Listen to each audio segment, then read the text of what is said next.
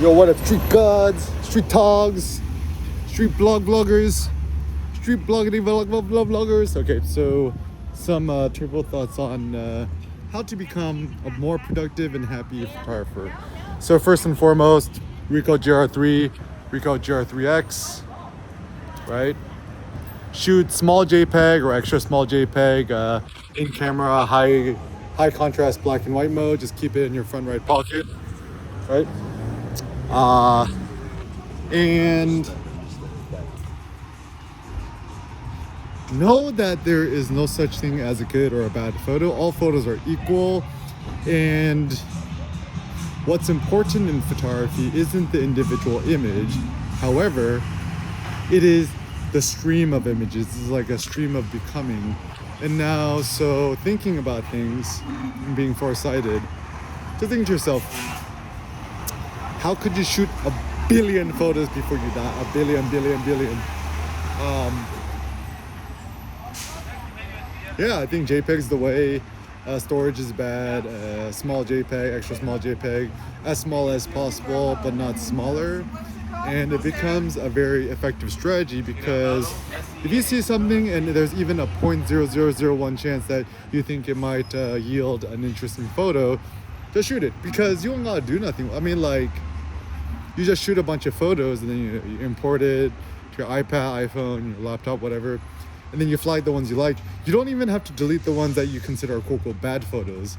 And actually, the hilarious, interesting thing is that sometimes the photos which are inadvertently quote bad, like out of focus, whatever, they actually end up becoming the best photos, because they, like, to me, what makes a more artistic photo is a photo that is disc clear, that is not precise, that has more emotion.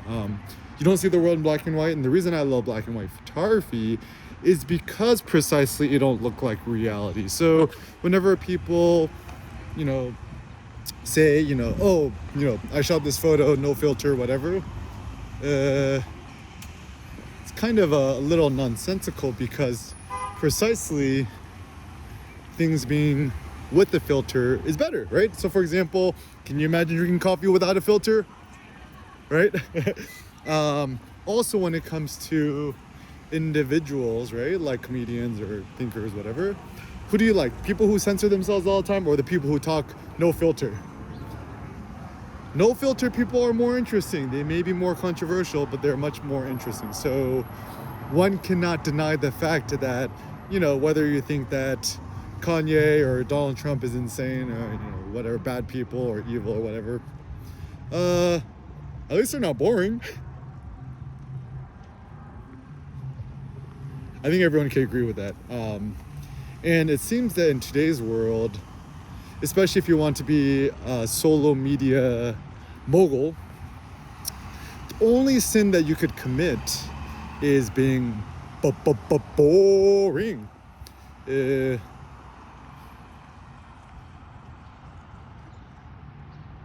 How is one boring? One is boring if one has a boring job, boring thoughts, boring opinions, watch boring shows, etc. And we disdain boring people. It's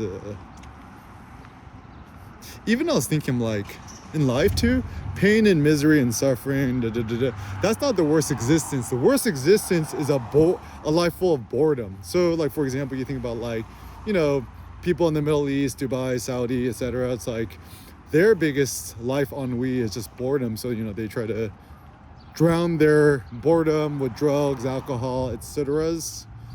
So a life of boredom is actually the worst existence. Interesting philosophical thought, right? Also,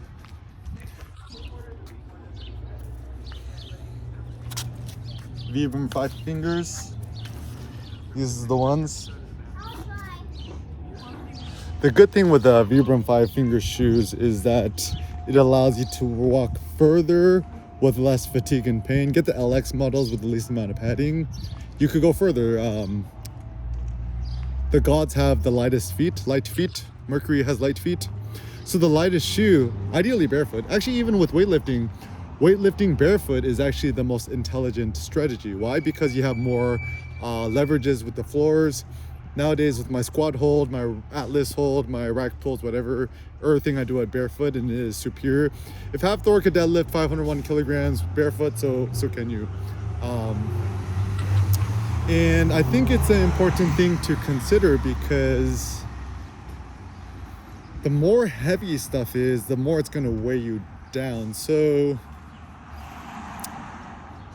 I have this is just based on my experiences.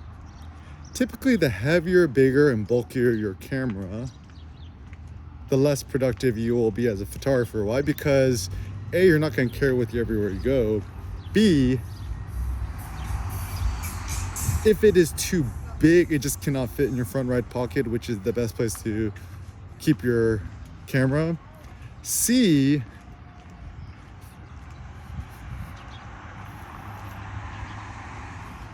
they're just kind of not as fun to shoot with. I think, like my friend Sworn says, we got to make photography fun again. The bigger, more cumbersome the camera, the worse.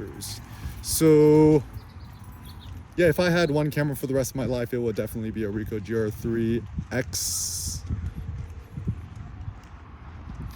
If it just had a flash, I'd be very happy. I mean, even if it didn't have a flash, it's fine too. You figure out different ways. Between the 3 and the 3X, the 3X is superior. So when in doubt, just get the 3X. Image quality is better. The 40 millimeter focal length, I think, is actually better than the 28. But alas, in the future, there'll be new future Ricoh cameras. So rule of thumb, what's the best camera? The newest digital Ricoh GR camera until the EK camera comes out. Hold up for the EK camera. Don't worry, I'm working on it. Not anytime soon, but one day. And with photography, just no social media, no Instagram, delete your Instagram. Best thing I've done. Best thing you do for your productivity as a photographer is via negativa. Delete your Instagrams. Don't use the Facebooks. Don't upload your photos there. The best place to upload photos are on your own website blog. If you don't have it already, bluehost.com instead of wordpress.org. Disable the comments, stats, all those thingies. And what you do instead is you just post your photos, right? Like as gallery, tiled gallery, etc. And the joy of it is that you're always in a stream of becoming. Is, your life and everything is dynamic and always changing.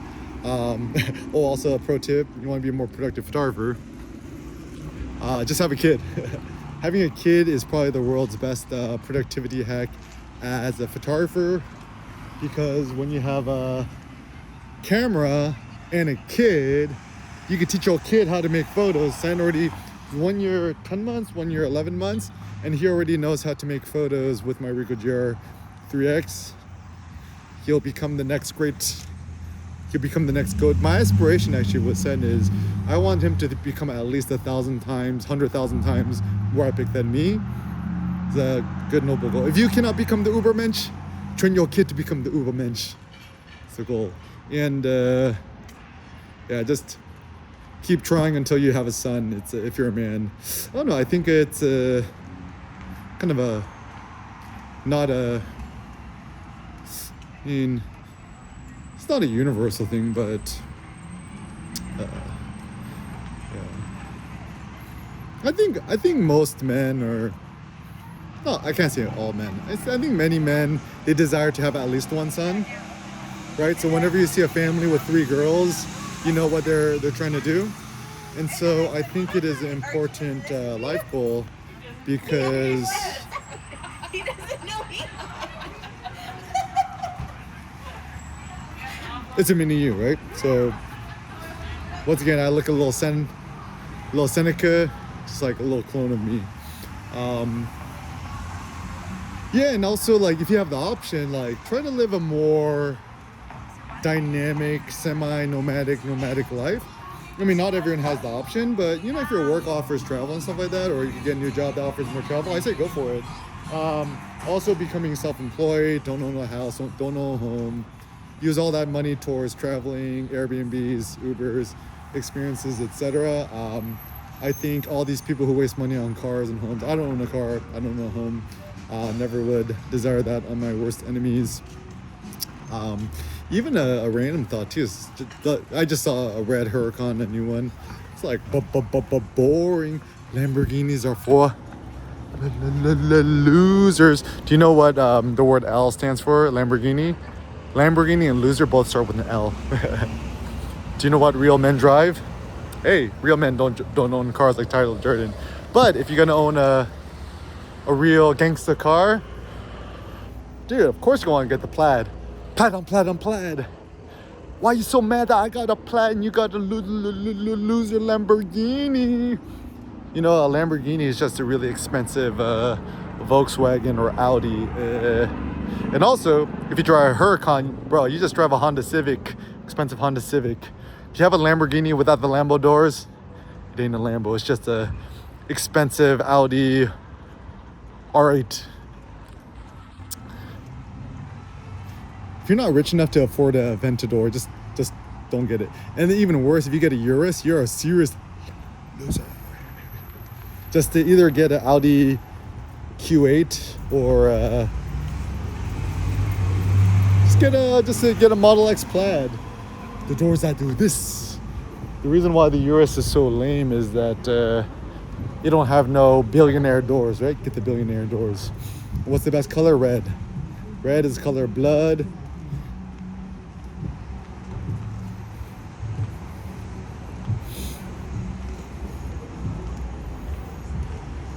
Yeah, I think at least on the Model X Plaid, red looks the best. For the Tesla Model S Plaid, what's the best color? I haven't even figured this one out. Probably red too. Just get red. All red, everything. Red is the color of blood. Gets the juices up.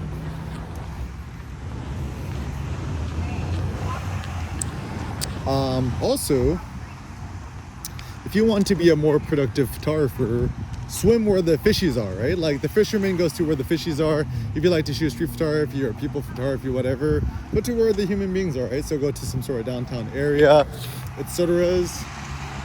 Get some nice coffee.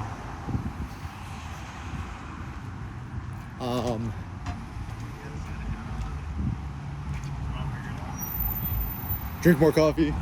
Intermittent fasting is a good idea.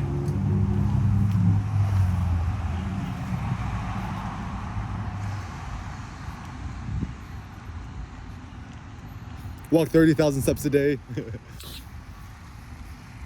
Also, another really pragmatic tip. Shout out to the Apple Photos teams. Y'all's. There's really no reason for photographers to use Adobe Lightroom or Photoshop anymore. Actually, no, Photoshop is good. You gotta use Lightroom. Just use Apple Photos. I think any photographer who's like, oh, but you know, I gotta shoot real pros use Lightroom. I'm like, no, you don't need Lightroom. Apple Photos all the way. Better ecosystem. It does everything you need to. Way faster, better sync. Just use an iPad Pro, the small one. Get whatever's the newest. Right, the M2's out right now, and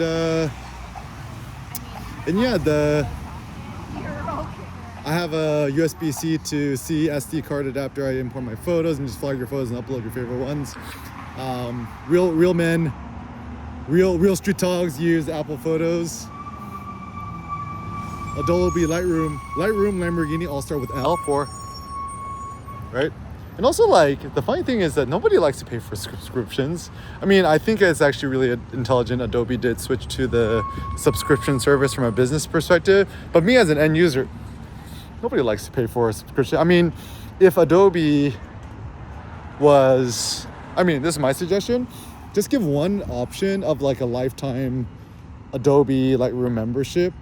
I don't know, $499, $599, $1,000, I don't know, whatever. I would feel better paying for that, and that knowing I have access to it full life, and then having to pay $10, $20 a month every month for life. To me, that's I don't like that. That's why Apple Photos is better. At least of course it's not quote free, but effectively it feels free, which is better on my mindset. Because the funny is, like nobody like to pay for subscriptions, no matter how rich they are, right? Yeah. Also, another thing I've personally learned is it's actually funny because looking back at my old photos, I'm very grateful of my old images and I like my old images, but I almost like it's almost like a different stage of my life in which I'm more interested in